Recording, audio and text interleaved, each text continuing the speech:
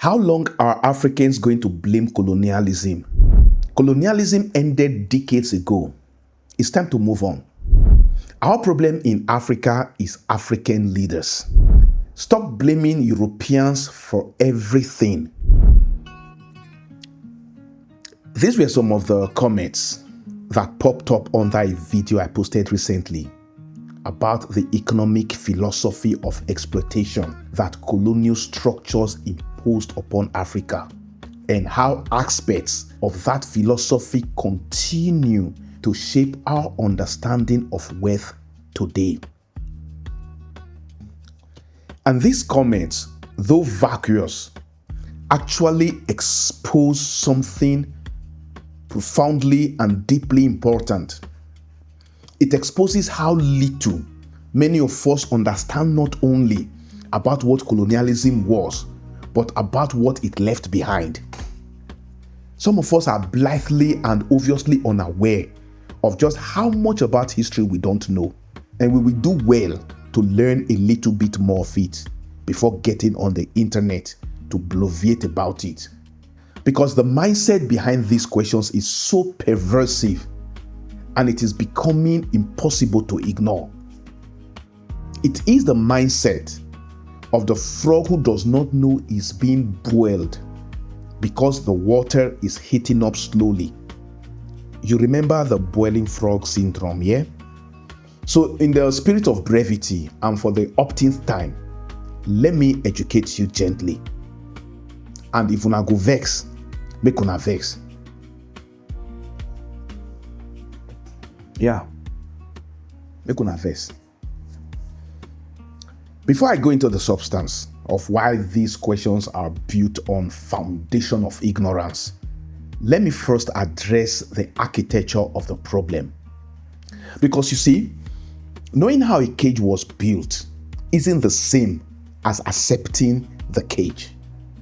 It is the first step to dismantling it. So when I talk about colonialism today, I am not saying that a British district officer is sitting somewhere in Lagos issuing instructions. I'm talking about something much more difficult to see. Coloniality.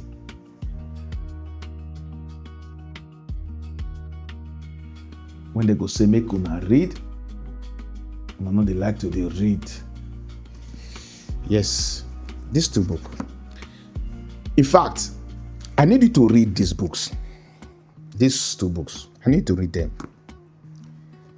The Miseducation of the Negro by Carter Godwin Woodson. And this other one, What Britain Did to Nigeria by Max Yolo. These two. In fact, make just one more. This one. This one. Walter Rodney. How Europe Underdeveloped Africa by Walter Rodney. Read these books. Start with these three. Now, I need you to understand something, okay? Colonialism is the historical system of domination. Coloniality is what can remain, the residue, after the colonial administrator has gone home. The enduring legacy and epistemic norms that persist long after former colonial administrations have ended. That is the meaning of coloniality. The invisible power structures, the hierarchies, the economic assumptions, the definitions of civilization, the relationship with wealth, the relationship with power, and perhaps most dangerously, the relationship we develop with ourselves. So when someone tells me, forget colonialism, Africa's problem is African leaders, my question is, where do African leaders come from? Are they imported? Do we order them from China? Does Europe manufacture them and DHL them to State House in Abuja or in Nairobi? No. They come from the same societies that produced us. They went through our institutions. They absorbed our values. They learned our understanding of power. They watched what wealth commands in our societies. They learned what we celebrate, what we tolerate, and what we reward. So yes, hold African leaders responsible, hold your leaders responsible, absolutely, no doubt. But if you remove one leader and replace him with another and another, who somehow keep reproducing variations of the same political behavior, perhaps the intellectually serious question is no longer simply who is the bad leader, but perhaps what we should be asking is what keeps reproducing them. I have said this repeatedly. The fundamental problem is the mindset. Not an African mindset that fell from heaven. Not something encoded into African DNA. It is not something that is inherently African, but a learned mindset. And that distinction is important, because if something was learned, it can be unlearned. And to help you understand this, I need to tell you a story, a true story, a story about a glass of wine. Yes, wine, not water, not Daniel Boala's half full, half empty Gish Gallop. No, of course, no. But a conversation I had with a Christian, sharp mind, smart guy, a man of faith. A conversation about decolonizing the African mind, even for him as a Christian. So I told this brother, this smart fella, I said, bro, before we can truly decolonize our minds, there are things we have inherited that we must be willing to unlearn. I told him that, you see, we can't pour clean water into a glass that already contains dirty, contaminated water. That we need to first empty the glass, then fill it with clean water. He laughed and disagreed. He said, we don't have to throw anything away. Just add enough good on top. Just add enough water, enough good on top of the bad water. And then the bad water will disappear. The bad mindset will disappear. Then he decided to demonstrate this. So he took a transparent glass. He poured red wine into it. Pardon me, I don't have red wine. I beg, red wine too expensive. I go use mouthwash, take illustrator.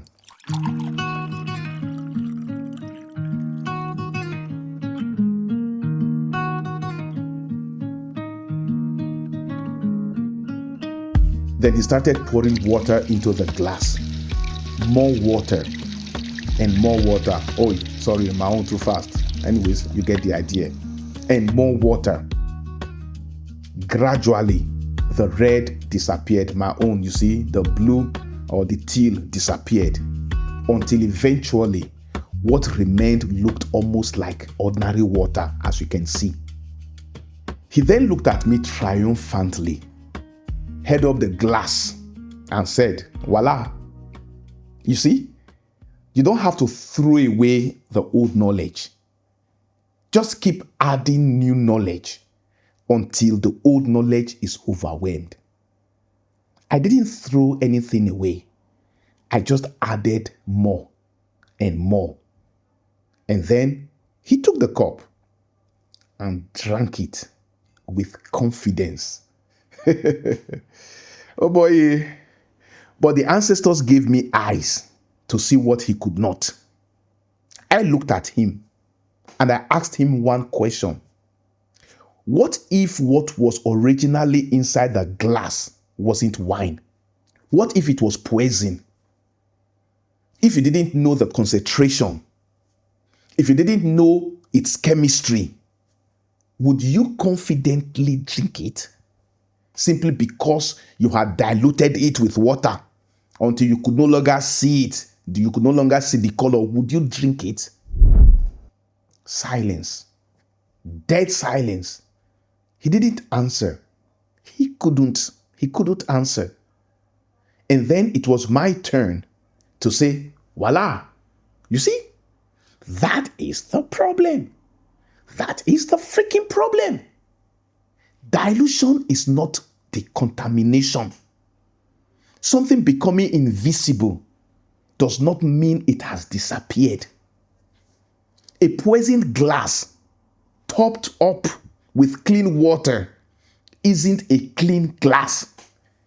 It's a weaker poison. It still gets you. It still unalives you, just slower. If you pour a gallon of clean water into a glass of cyanide, the glass will look clear. The water will look pure. But if you drink it, Otilo, ilelo tarara. You see? Because poison does not dilute. Poison transforms the water into itself. This is what we have been doing with the African mind for 60, 70 years. We didn't empty the glass. We just kept adding water, new constitutions, new currency, new slogans, new leaders on top of a worldview that was never ours to begin with. A worldview that replaced Ubuntu with extraction, with accumulation, with hierarchy, herding. And we call the result progress because the color disappeared. It got lighter. But have you examined what is still inside the glass? And this is why I keep saying, African leaders are symptoms. They are symptoms of the problem. We keep treating symptoms while protecting the disease. So ask yourself, why do we keep producing the same kind of leadership? Why? Now, have you seen the TV show Game of Thrones? In the third episode of season 8, The Long Night, which for me was actually the final war in that whole TV show. The living are fighting the army of the dead. The unalive one, another one comes. And worse still, their own fallen soldiers can be raised by the Night King and turned against them. And this is what made that battle terrifying. Every fallen soldier, even their own brothers, their own friends, got up and joined the Night King's army. You unalive 1,000, you face 2,000. The math never works in their favor because they are fighting the branches, not the root. This is our politics. This is our story. Now our story be this. We get rid of a dictator. We raise a Democrat or 2 Democrats. We complain about bad leadership. We replace them with another leader who went to the same schools, read the same books, and worshipped and still worship the same foreign gods. I mean, this is our story. That movie, that scene, that episode is our story. You cannot win merely by fighting individual bodies because the Night King possesses the power that keeps reproducing the army. So is the colonial logic, the colonial extractive logic that taught us that wealth is finite, that wealth must be hoarded, and that the only way to survive is to stand on the neck of your brother is the same way that logic is animated by the Night King. And then Arya Stark understands something fundamental. Don't fight infinity. Go to the source. Because when the Night King falls, the structure dependent upon him collapses. Immediately she took out the Night King. All his structure collapsed.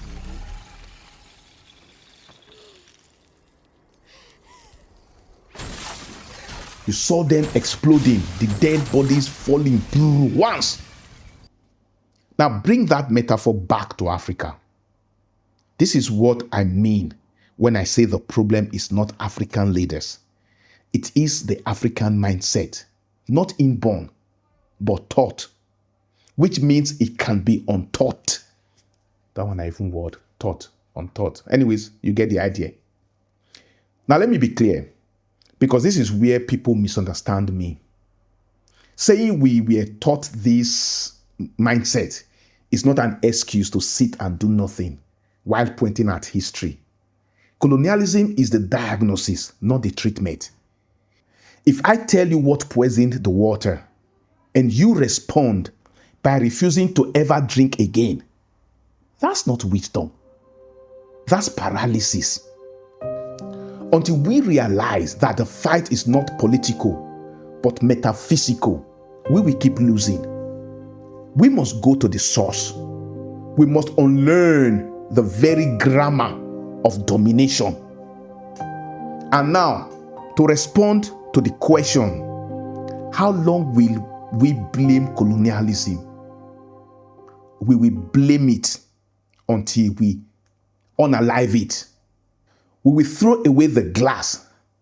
We will build a new vessel, and that vessel will be forged in the fire of our ancestors, not in the eyes of the colonizer.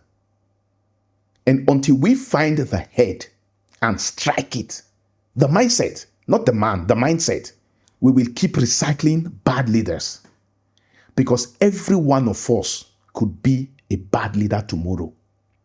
If someone can vandalize a flyover just to steal the mental rod supporting it, knowing that people will drive across that bridge, knowing that family could buy simply because there is something there he can sell, then ask yourself, what happens when you give that same mindset access to a national treasury? What would happen? That carpenter or that mechanic where they steal your things, if you give them power. We blame our leaders. We say they are corrupt, they are wicked, they are the problem. But the leader who steals from the treasury is the same person who would steal rods from a flyover. The only difference is just opportunity. You carry your car, go mechanic, you got to sit down, make it for not steal something from inside. You cannot build a nation with people who see public property as free for the taking. You cannot build a nation with people who think their survival justifies the death of strangers.